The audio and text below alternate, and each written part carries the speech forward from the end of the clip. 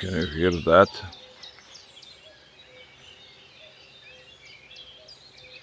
It's forest tinder.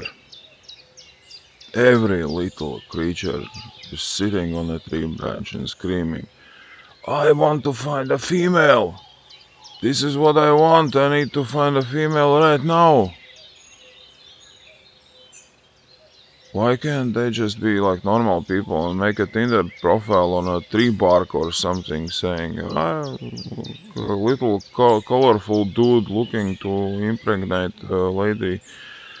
Uh, I have an apartment on a third floor that I made myself in a tree branch or something. I I mean it's beautiful, but it's 5 a.m. I just want to sleep.